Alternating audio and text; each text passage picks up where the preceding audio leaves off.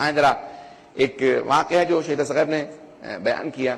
3 افراد پیغمبر اسلام کی زیارت کے لیے مدینے آئے. اب یہ 3 افراد مدینے سے باہر سے آئے اور کہا کہ ہم جناب ختمی مرتبت کی زیارت کرنا چاہتے ہیں. جب مدینے پہنچے تو ان میں سے ایک نے کہا کہ بھئی دیکھو ہمیں رسول خدا صلی اللہ علیہ وسلم کے لیے زحمت کا سبب نہیں بننا چاہیے.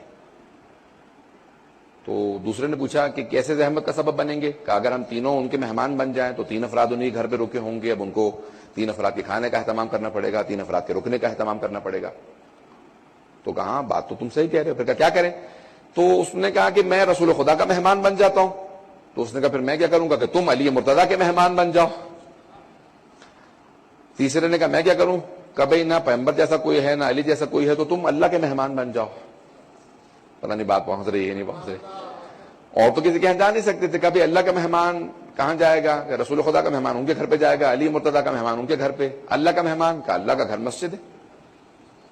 تیسرا آدمی مسجد چلا گیا. اب اگلے دن تینوں ملے تو پیغمبر اسلام کے مہمان نے کہا کہ رات رسول خدا نے مجھے کچھ کھجور کھانے کے لیے تو کچھ دودھ پینے کے لیے دیا, ایک بستر لگایا, کچھ اور کھانے کے لیے روٹی دی اور بستر لگایا. میں سو گیا, مجھے فجر کے لیے صبح اٹھایا, میں نماز کے لیے بیدار ہو گیا. پیغمبر اسلام کے ساتھ میں نے نماز پڑھی. مسجد میں آنے کے بعد تو جناب امیر علیہ السلام کا جو مہمان تھا اس نے کہا کہ عجیب بات کر رہے ہو, بے عین ہی یہی سب کچھ علی مرتضیٰ نے میرے ساتھ کیا.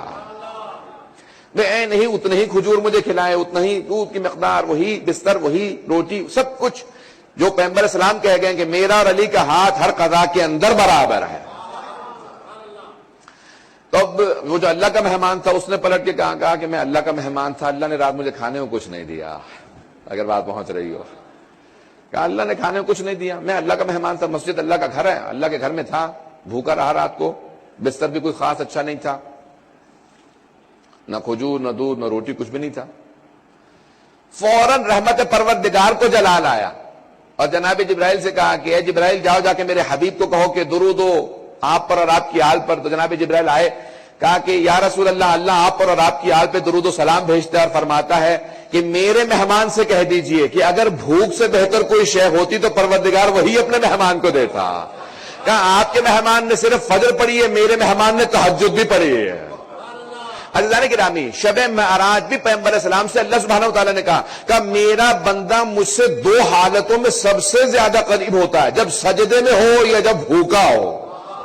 بھوک کی حالت اور انسان کے سجدے کی حالت مجھ سے اپنے میرے بندے کو سب سے زیادہ قریب کر دیتی ہے. عزیزان گرامی, سوچ آپ یہ رہے ہوتے ہیں کہ اگر اللہ مہربان ہے, رحمان و رحیم ہے, تو اس نے روزہ کیوں دیا؟ یہ رحمت کا تقاضا ہے کہ وہ روزہ دے کے اپنے بندے کو اپنے سے قریب کرے. روزے کے ذریعے اپنے بندے کو اپنے سے قریب کرتا ہے. عزیزان گرامی, روزہ اللہ کی رحمت کی علامت ہے. برحمتك يا أرحم الراحمين وصلى الله على محمد وآله